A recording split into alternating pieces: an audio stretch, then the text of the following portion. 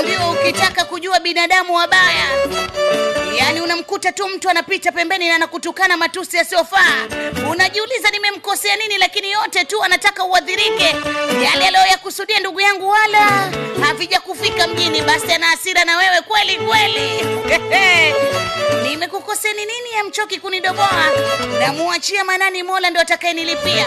Lakini kaeni mkijua, mkiniweka kizani nuru ya Mwenyezi Mungu itaniangaza mie. Leo watu wanataka kukuona mchafu kweli kweli. Watu wanataka kukuona ndugu yangu umepinda kweli kweli.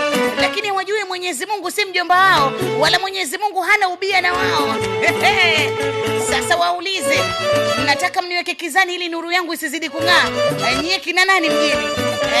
Pata kusikiliza burudani.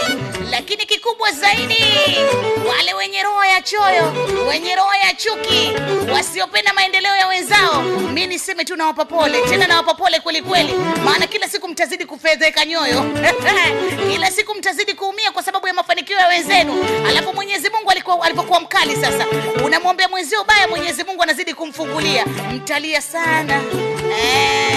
Mtaniona hivi hivi, yangu yananiendea mie.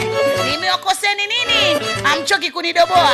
Na muamini manani Mola ndo atakayenilipia. Manyempua manyemkomwe mpo.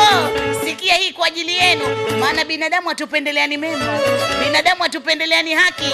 Binadamu upendi kumuona mwenzio anapendeza mjini, unataka achunde kama ulivyochunda wewe bibi.